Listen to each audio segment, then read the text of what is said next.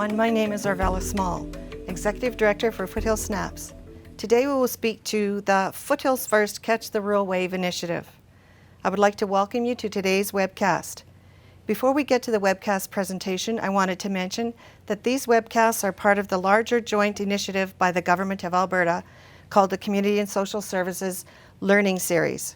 For more information about this series, check your emails for our regular updates or go to csslearningseries.ca. You can also follow us on Twitter at the username @AlbertaCSS. You will be able to pose your questions to us directly via our live chat window during the presentation. We will address as many of these questions as we can at the end of the presentation. Nicole is our online moderator. She'll pose your chat questions to us. Today's session is also being recorded, and the video will be posted on csslearningseries.ca as well as the Your Alberta YouTube channel about 2 weeks after the live session. Now, let's get started. Presenting today will be Carly Wellamont, Transition Coordinator, Jude Hyland, Career Consultant, and Josh Bold, the Promotions Relations Manager. Foothills SNAPS, or Foothills Special Needs Association for Parents and Siblings, is a charity organization that provides a variety of supports and education to individuals and families across age and pan disability. The service area for Foothills SNAPS is the MD of Foothills and the MD of Willow Creek. As of June 15, 2017, Foothills SNAPS is serving 800 families or individuals, or 2,800 people. Foothills SNAPS supports include programs such as family, parent, and individual support, transition planning, pre-employment classes, SIP shops, and other programs that you can seek out on the website fsnaps.org, which has details on various programs. Foothills First Catch the Rural Wave evolved from the Employment First Innovations Fund, which was designed to welcome more Albertans with disabilities into the workforce. The Foothills First initiative has three main elements. One being to assist youth aged 14 to 30 across pan disability to build pre-employment skills and to find and maintain employment. The second element is educating and assisting businesses and organizations to catch the rural wave in business, to enhance their inclusion practices by being more creative and innovative in their hiring and management practices. The third is to strengthen community commitment to inclusion. One term we will be using in this presentation is inclusion. Inclusion is valuing, respecting, and supporting differences while ensuring the correct conditions are set in place to allow all individuals to contribute and reach their full potential. This definition focuses on strengths of a person, not their weaknesses. It is about removing any visible or invisible barriers that limits an individual's ability to participate so that their own strengths and abilities are the qualities that will shine through. Some of the projects included in the Foothills First initiative included improving the effectiveness of promotional and marketing tools for Foothills SNAPS through websites, social media, radio ads, and newspapers to promote the Foothills First initiative, Foothills SNAPS, and other collaborating organizations.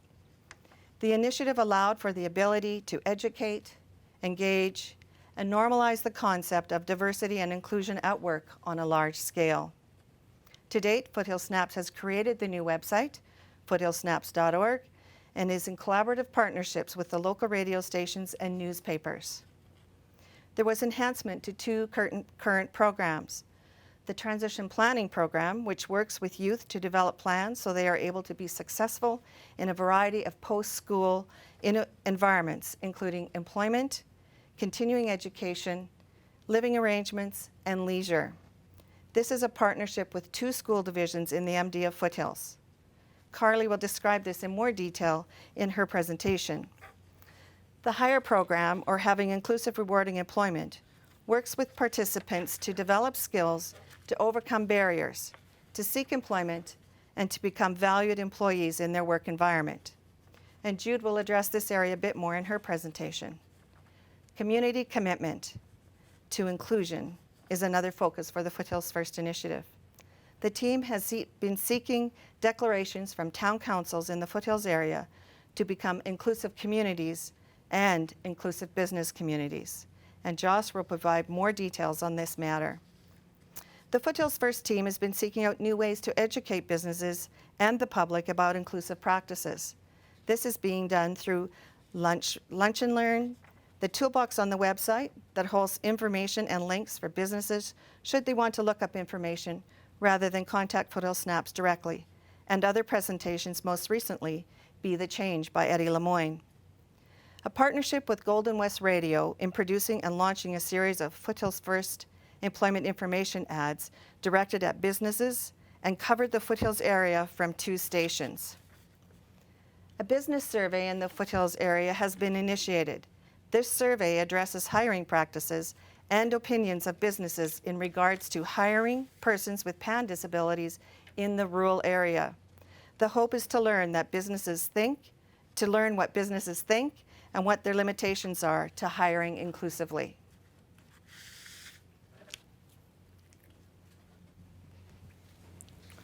Good afternoon, everyone. My name is Carly Willamont, and I'm the Transition Coordinator at Foothills SNAPS. I spend my time working with youth within the schools, their homes, and in the community. We focus on building skills, making connections, and planning for their transition to adulthood. Throughout this project, I have been a part of many exciting, inspiring, and rewarding opportunities. I will highlight a few of them today. I would like to start off by briefly describing our eligibility criteria and the population of youth that we work with. Our youth are aged 14 to 30, living in the foothills, who have identified a barrier or are high-risk vulnerable. Now, what I mean by vulnerable is that these youth face barriers to success and probably have for their entire lives. These youth are generally the ones who slip through the cracks, who may drop out of high school or get into trouble. Not because they are bad kids, but because they face significant social barriers. Factors that affect these students include, but are not limited to, lack of housing, poor education, low income, lack of social support networks, lack of parental guidance, and mental health barriers. As you can imagine, building relationships with these participants can be a challenge. Many of these youth don't have positive natural supports in their life, and they struggle to form new positive relationships. I have yet to find a way to build relationships that work effectively with every participant. I have learned that we're more successful when I'm dependable and consistent, even when they miss appointments or have poor attitudes. Our overall goal is still to obtain and maintain employment. However, the steps to get there might take a little longer or might look a little different. That's why each participant has their own individualized employment action plan.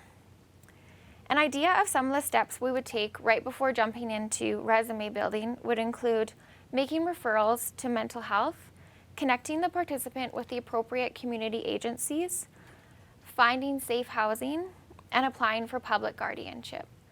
For each participant, this process is a little different. In October 2016, we hosted the first annual Youth Employment Conference in partnership with the Town of High River, the Foothills School Division, and Christ the Redeemer Catholic School Division. This conference allowed youth aged 17 to 20 to participate in a 2-day professional conference held at the town office in High River. The conference provided the students with the opportunity to experience several different employment workshops in the morning and followed by job shadow placements in the afternoon. The job shadow portion of the conference was very successful.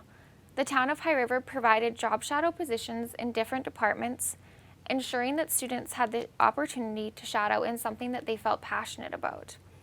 Some of the positions students shadowed in included the water treatment facility, the fire department, human resources, parent link centers, and the recreation facilities. This conference provided a positive, encouraging, and safe environment for these students to learn and experience employment. We were hopeful that this conference would encourage youth to believe in themselves, believe in employment, and find their passion. What we didn't expect is how much of an impact we would have on the staff of the Town of High River. We received a great deal of positive, encouraging feedback from staff.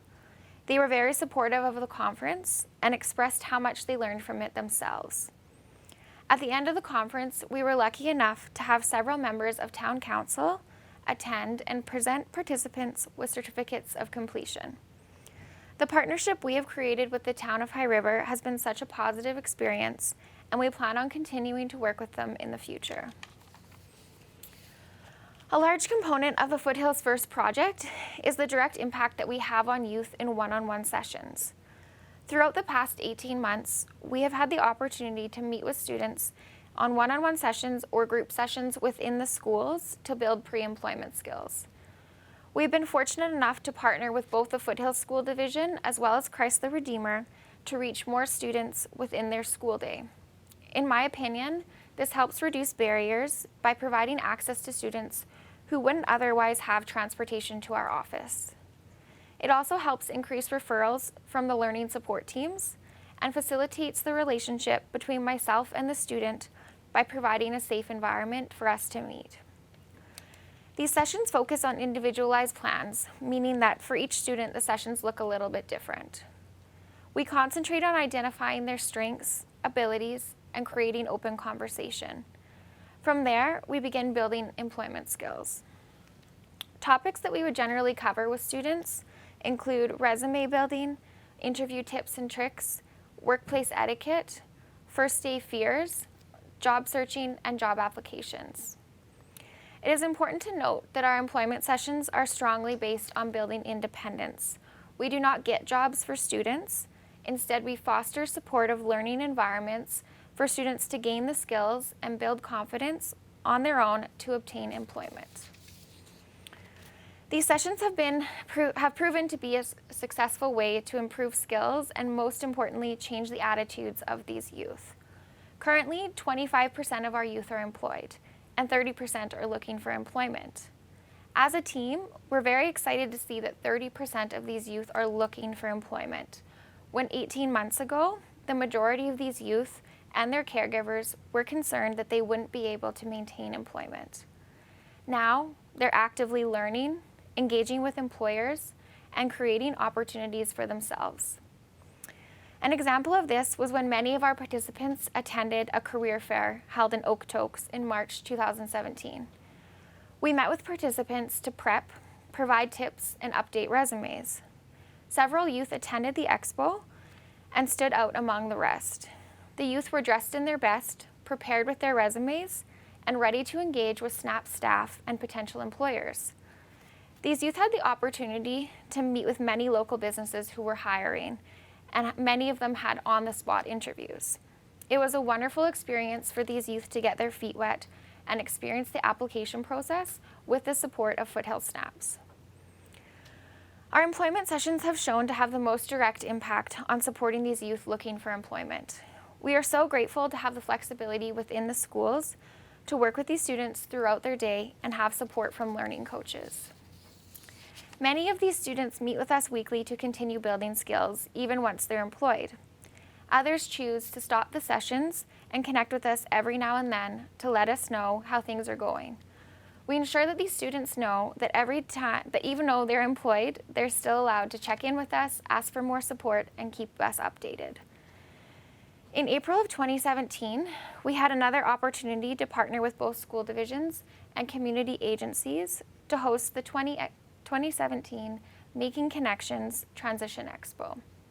This expo is held annually and provides families and students with the opportunity to connect with resources, agencies, and programs that may help facilitate their transition to adulthood. We have worked with so many participants through this program who all have inspiring stories. We recognize that each success story is valuable, and as a team, we learn from each one. However, we don't want to leave you all thinking that we don't face challenges. I think the best way to explain these successes and the challenges in the work we do is through stories. So recently, we worked with a young lady who was our star. She was motivated, engaged, communicating effectively, and eager for work. She had a few sessions with our team and then began handing out her resume and interviewing. This participant had an interview and was hired at a place of employment that we'd previously built a relationship with. This participant was thrilled and started working immediately. Our team was excited to build another successful relationship with both an employer and a participant. However, within a few short weeks, she had lost her job. I had the opportunity to speak with the employer and discuss the situation and gain some insight as to why she was let go. This participant wasn't showing up on time, she was leaving early, and had missed more than one shift. It was clear that this participant was not a good match for this place of employment. I had the chance to address this issue with the participant and used it as a learning opportunity. I advised that she handled the situation poorly and suggested different approaches if she was in this situation again. We have maintained a positive relationship with this employer, and we hope to partner with them again in the future. Another young participant was very shy. She didn't like social situations or meeting new people. She was uncomfortable meeting in the school, so we arranged to meet weekly at her home with her mom. At the beginning, she was very quiet, and if I asked her about what her strengths or abilities were, she would say she had none. My focus was to build her confidence and find things that she was interested in. It turned out that she was an amazing photographer, and she spent a lot of time taking and editing photos. Once she was more comfortable, we started talking about places she would be interested in working, building a resume, job searching, and learning interview skills. One session, she asked me, "Won't employers not want to hire me because I have a disability?" For the next few weeks, we discussed what accommodation in the workplace meant, what types of rights she has as an employee, how to disclose disability, and how Foothills SNAPS could support this process. After months of employment sessions, this participant applied at a restaurant in her community. She was interviewed independently and accepted the position. Since then, she has chosen to disclose her disability on her own, and her employer has provided the appropriate accommodations and a supportive learning environment.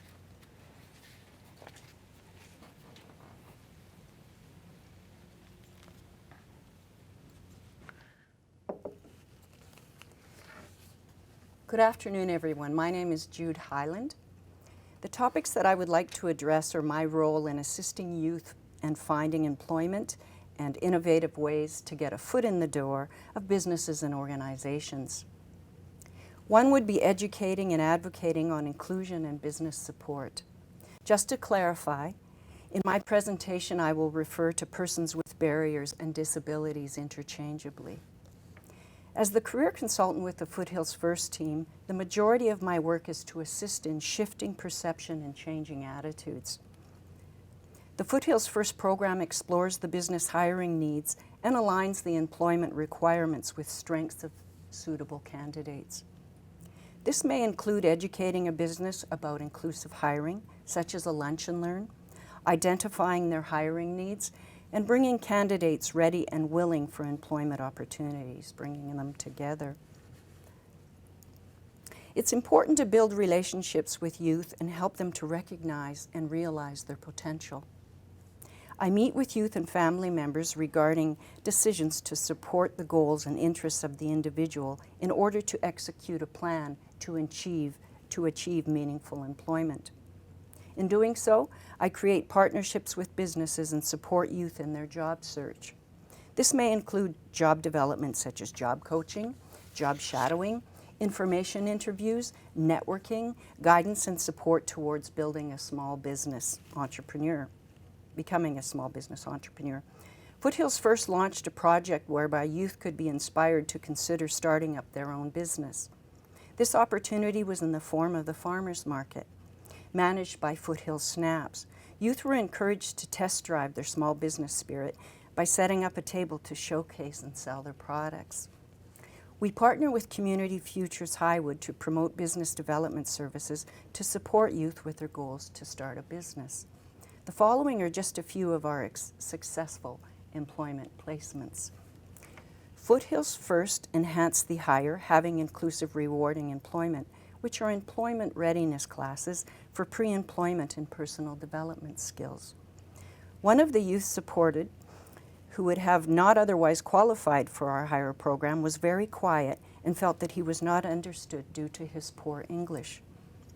I assisted in the classroom to support his learning needs. Participating in the class enabled him to improve his language skills and helped him to make some lasting relationships. He has a contagious sense of humor and was a joy to have in the class. His job shadow opportunity was at a pizza restaurant. He learned how to prepare and cook the pizzas. This experience gave him confidence and provided further confirmation that working in a kitchen, in a restaurant, was his goal. Unfortunately, the pizza restaurant was not looking for any help. A help wanted sign was noticed in the window of a local family restaurant by one of the Foothills SNAPS staff. The youth was brought to the restaurant owner's attention as a candidate. As it turned out, another employee of this restaurant is also employed by the pizza restaurant and monitored the job shadow. This connection provided the youth with a reference on the spot. He received an interview for the dishwasher job and was offered the job immediately. The youth is a valued member of the team.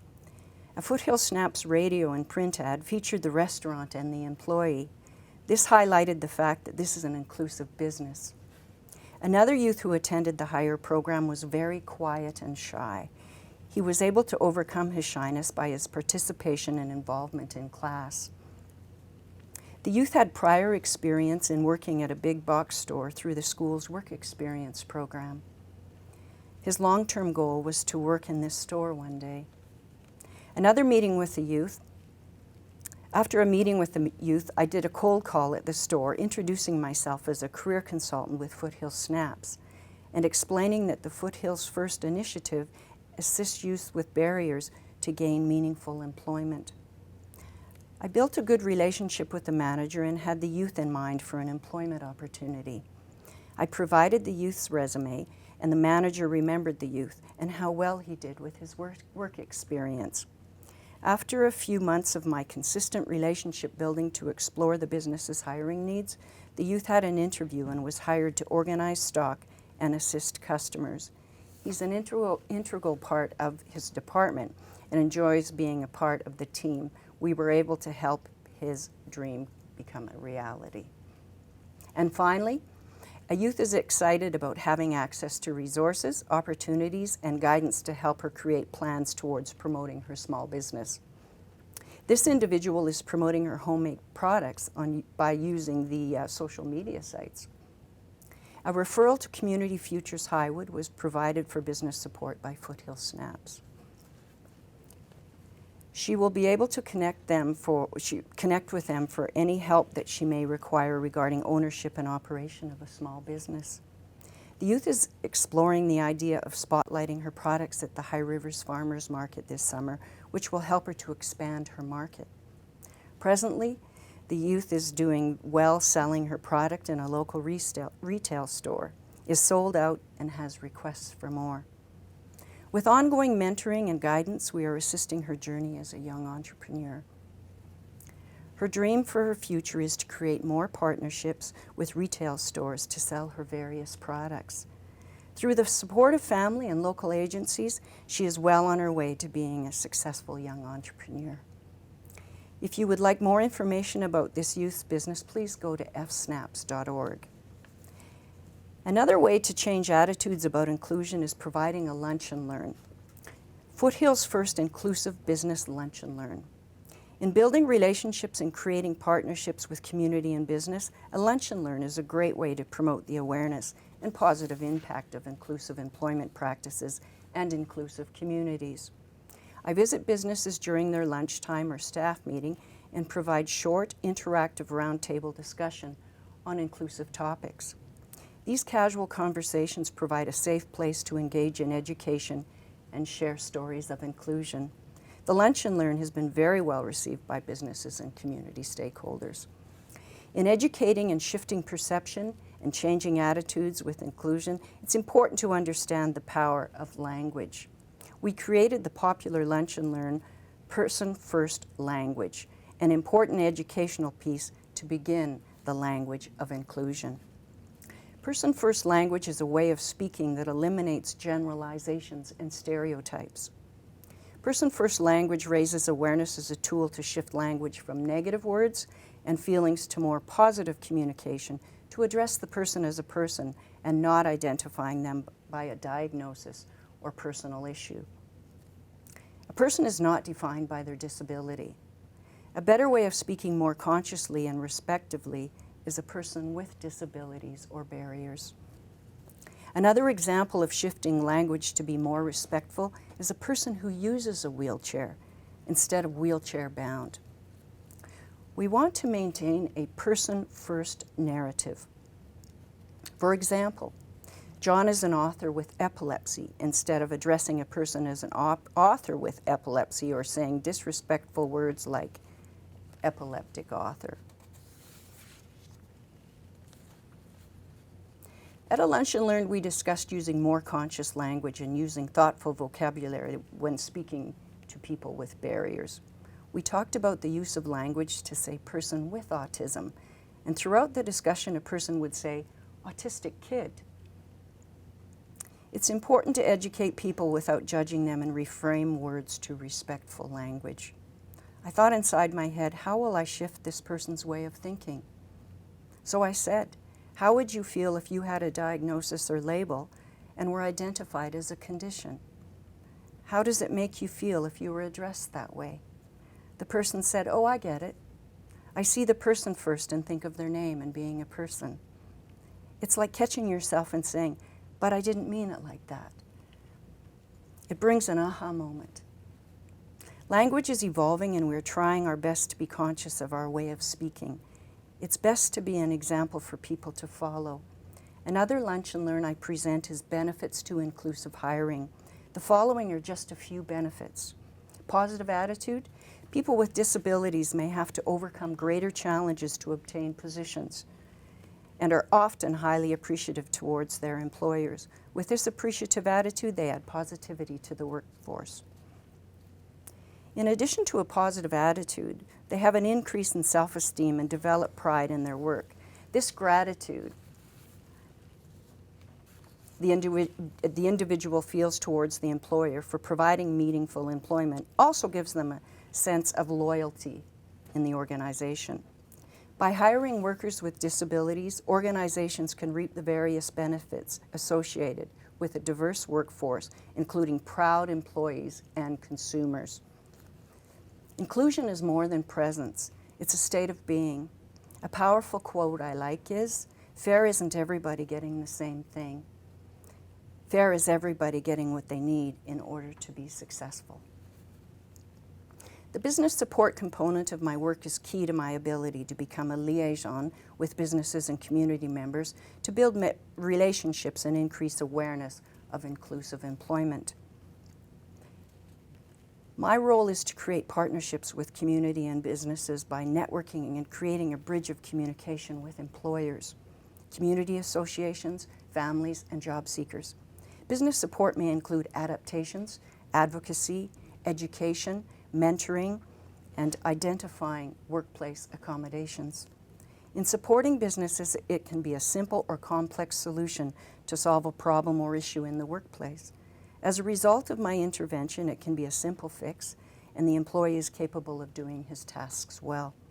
For example, I provided employer support around tools for assisting with communication of a staff member who was recently hired.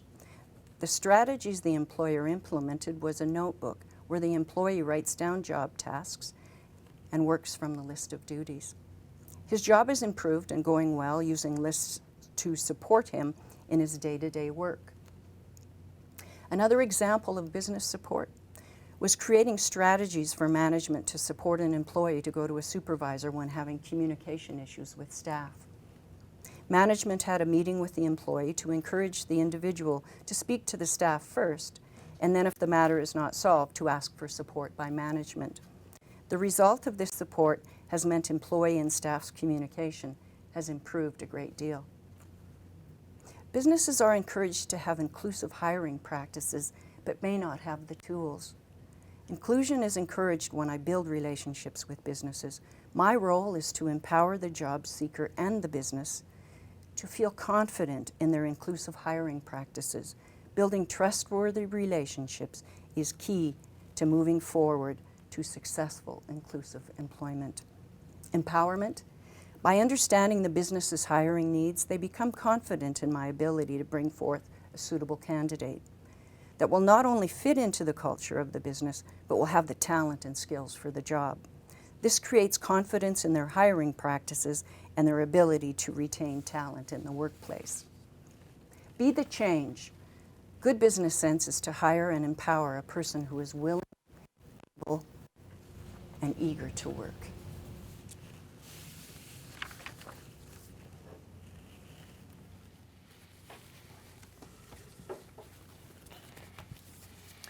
Good afternoon, everyone.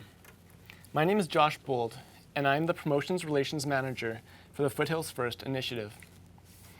I'm going to be speaking to you about three things. The first is a survey that Foothills SNAPS has been working on. The second is a seminar that Foothills SNAPS put on. And the third is the thing that has made me particularly excited, which are some presentations that the team has been making to the town councils in the Foothills area with an ask that they would publicly declare their support for inclusive employment and an inclusive community. The survey Foothills SNAPS developed is called the Recruiting and Employing Persons with Disabilities Business Survey. This short survey was adapted from the Government of Alberta 2014 Calgary and Area Labour Market Report. The Calgary report provided interesting results about the hiring practices and opinions of businesses in regards to recruiting and hiring individuals with disabilities. Foothills SNAPS conducted a similar survey of businesses, but this time targeting the Foothills region to identify how we in the rural area may or may not differ from the larger centers. This information is important as it can be used to educate and bring awareness to employers and employees alike. It can also be used to help service agencies be more specific in their support to businesses and those with disabilities. Now, the survey just closed recently, and the results have not yet been compiled, so I'm unfortunately unable to let you know about what we discovered. However, if you go to the Foothills SNAPS website, fsnaps.org, at the start of July, the results will be up then. The survey included questions such as if the business is aware if it employs any persons with disabilities, if it proactively recruits, and if so, how, and if they find a list of factors we provided to play a role in their decisions to hire.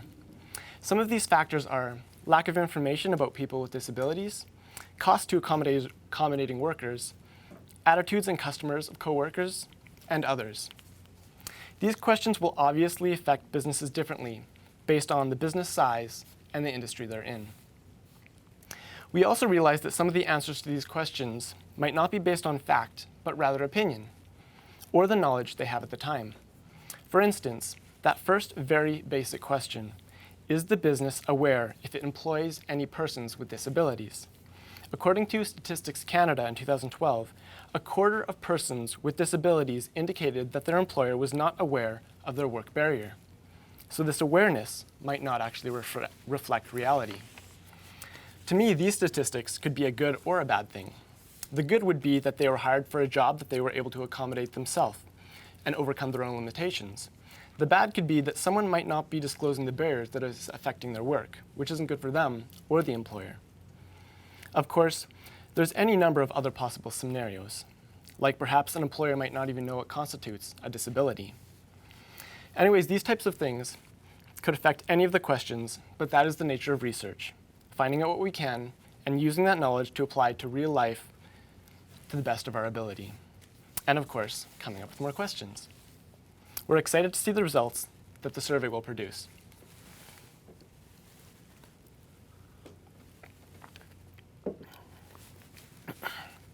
Yesterday, Foothills SNAPS put on a seminar called the Be the Change, where award-winning speaker Eddie Lemoyne spoke about inclusive themes, presenting on how to understand the communication styles of varying generations and backgrounds to maximize productivity and improve the environment of the workplace.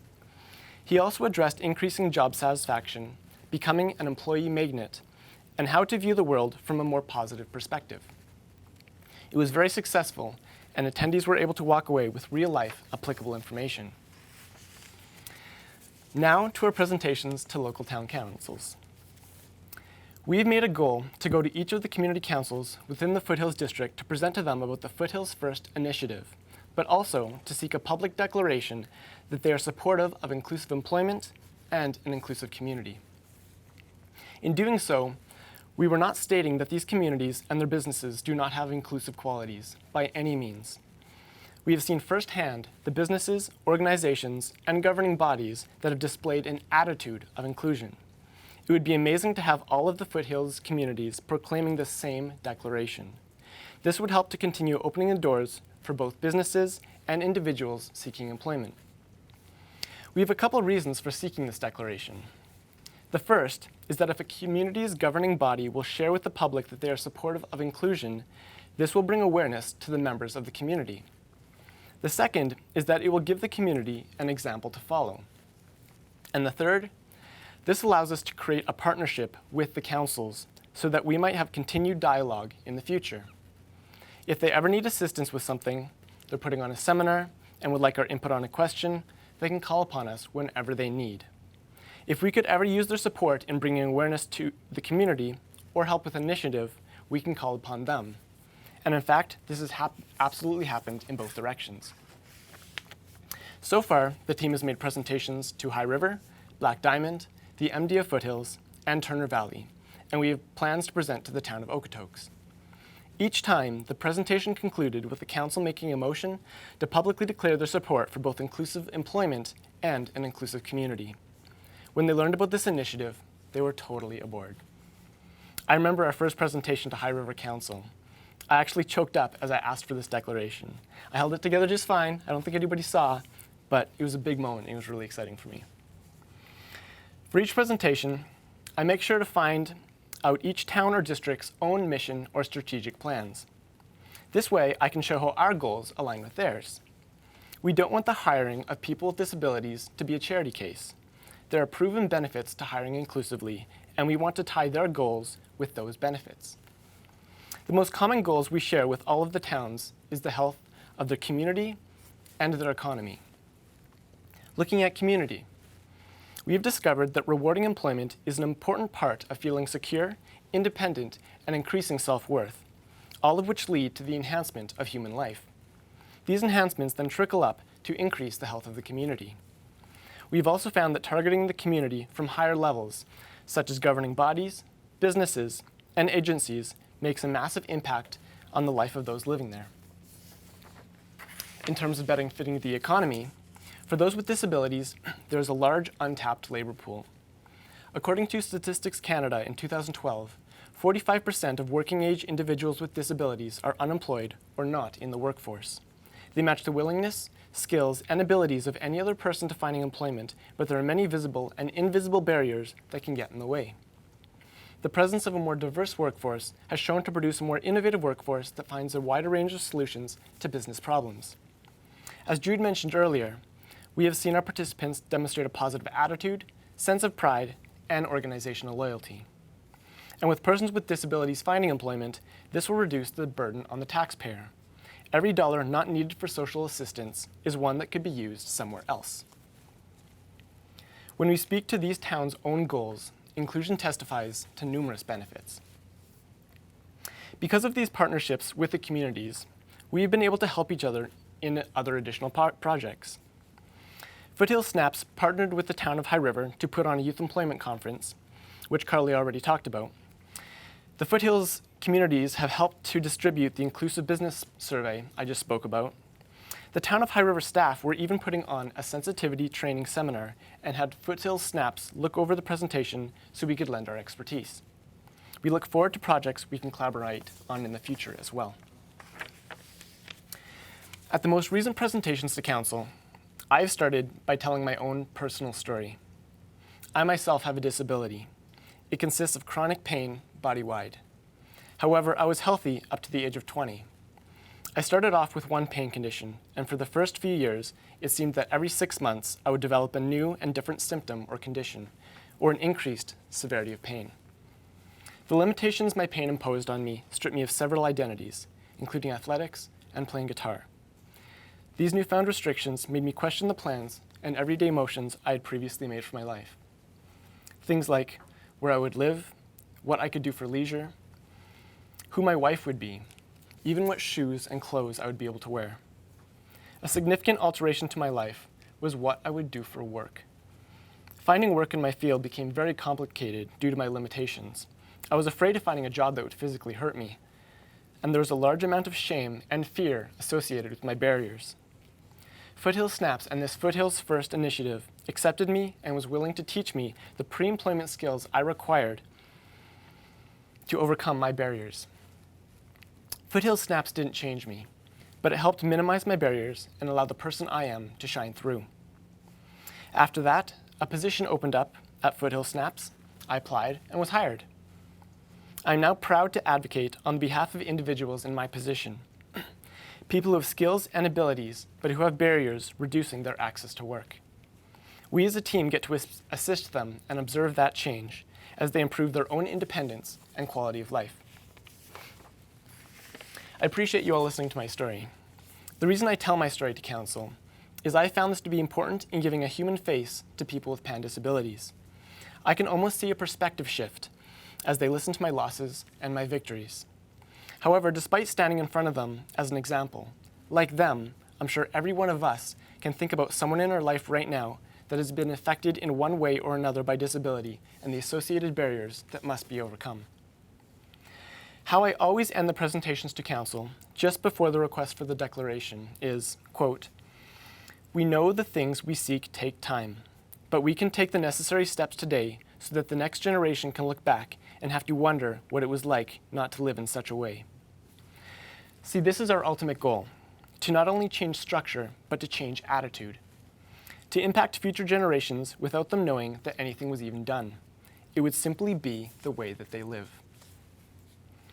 I would like to just give a reminder right now that now is the time to send in your questions if you have any. I would like to end today's presentation by sharing with you what me and my team have learned throughout the process of implementing the Foothills First Catch the Rural Wave initiative and the innovative strategies that were used to drive its success. The first, the youth conference provided an amazing opportunity for youth to practice networking with employers, learn about different career opportunities, and get hands-on experience. It was also such a wonderful opportunity for the staff at the town of High River to engage with youth who have barriers and learn more about inclusive hiring. We learned that each participant requires individualized support and planning, that we must be very innovative in how we communicate with and support youth. The way we taught one participant generally didn't work 15 minutes later with another participant. We learned that success isn't measured by number employed, but can be measured in many other ways, such as how many are looking for employment, how many have had the opportunity to interview, or how many have had completed a job shadow.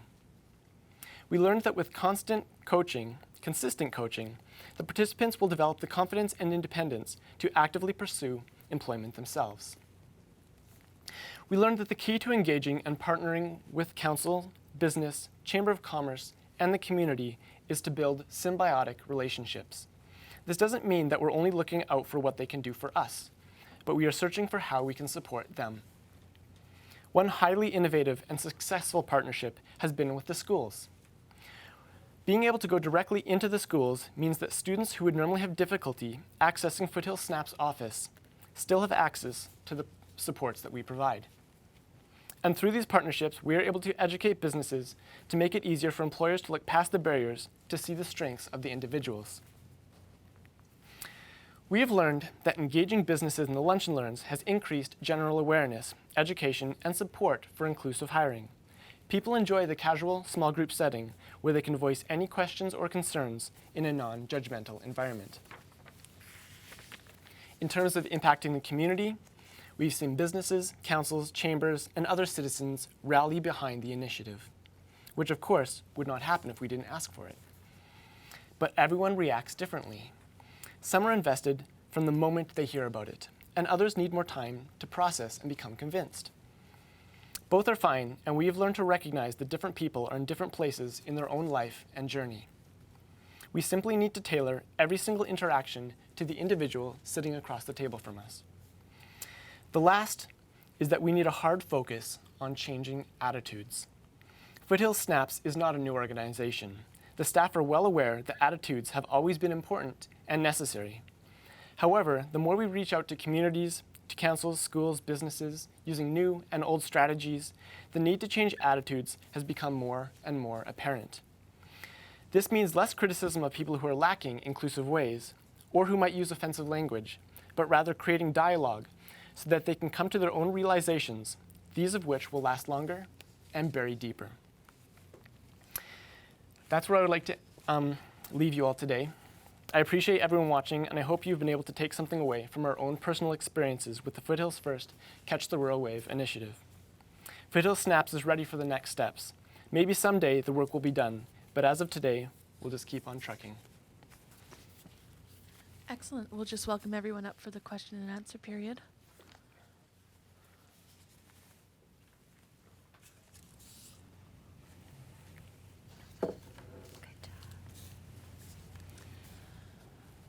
Okay, this question is, how do you involve parents and what is their role in the process? So we involve parents as much as we can. We think it's really important to have both the youth, our team, and the schools all involved, and their parents. We do find that students who have kind of everyone working together collaboratively are more successful. With those youth who are kind of in that high risk or vulnerable category, it might be a little trickier to involve their parents. Sometimes their parents are working extra jobs or just kind of aren't around. So those youth do need a little extra support, and we can't necessarily involve their parents. Where does the funding come from to provide individual support? Can you always provide individual support? So the funding comes from government grants, and we always strive to provide individualized support, and every youth does get that in some area, but we definitely also benefit from those group sessions within the school or maybe somewhere in the community where sometimes youth work better in groups, and the exercise would be better in groups. So there is some beneficial parts to that. Do businesses generally reach out to you for lunches, or do you reach out to them? Both. We've had definitely people call for lunch and learns with the interest, and we've in this very short period of time, we've had good response with the lunch and learns because it's such a great educational piece. We term it as the beginning of inclusion, to learn the language and the benefits of the inclusive employment. So it's actually been both. Thank you. And this is the last question. Have you found that communities are being more open and receptive to inclusive hiring? Absolutely. Absolutely they have. It's been a great conversation, and we've had a lot of dialogue with businesses, and what they're really looking for is a match to, do you have individuals, do you have candidates with the talents and skills that we're looking for as far as the job opportunities. And so really it's zeroing in on the ability of the person and how they can be an employer that's really willing and interested in hiring talented youth. As mentioned in the opening, this webcast was part of the Government of Alberta's Community and Social Service Learning Series. This season of the webcast series wraps up this month, but it will be returning in September with more content. So check back in the near future for news on the fall webcast schedule. This series covers topics from Employment First, like the one you saw today, but also has series developed on fetal alcohol spectrum disorder and by the Alberta Brain Injury Initiative and the Office of the Public Guardian and Trustee. To get updates and registration information about upcoming sessions, please email hs.employmentfirst@gov.ab.ca and ask to be added to the mailing list. Today's webcast will be posted online along with the videos from the previous webcasts. The video link will be sent out to all the registrants in the near future. You are encouraged to share this video with anyone you think may be interested. If you have any feedback about today's webcast, please email us at hs.employmentfirst@gov.ab.ca and let us know. We'd love to hear your ideas. Have a wonderful afternoon, and we hope to see you next month.